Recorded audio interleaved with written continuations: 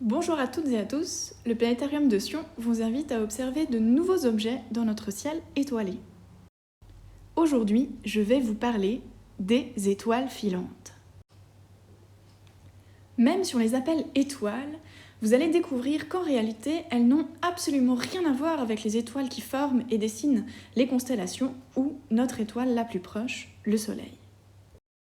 Alors, l'ingrédient primordial pour avoir des étoiles filantes, au départ, il nous faut une comète.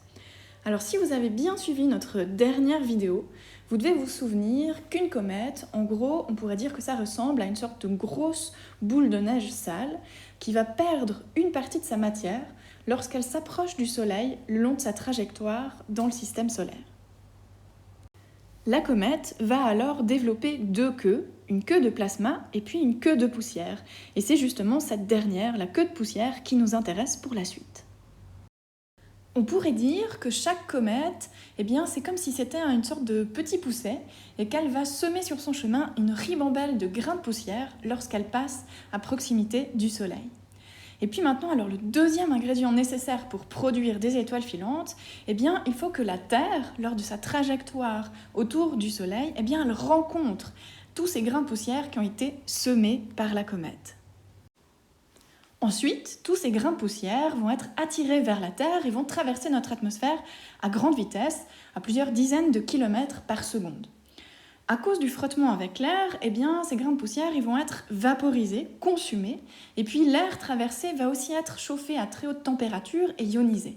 Et ce sont alors ces deux phénomènes qui vont engendrer les traces lumineuses et éphémères qu'on a l'habitude d'appeler les étoiles filantes.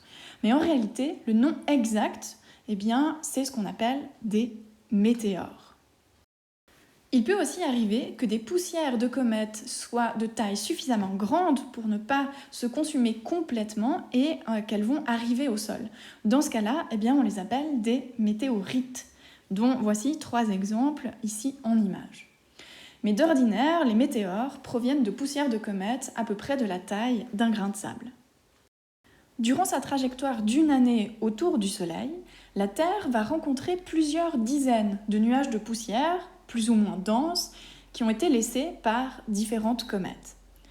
Qu'est-ce que ça veut dire ? Ça veut dire qu'à différents moments de l'année, on va pouvoir observer des pluies d'étoiles filantes ou de météores. Et alors, la plus connue de ces pluies d'étoiles filantes est celle qu'on appelle les Perséides.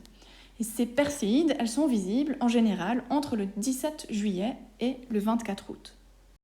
Lorsqu'on observe une pluie d'étoiles filantes qui provient d'un même nuage de poussière, on a l'impression qu'elles semblent toutes provenir du même point dans le ciel.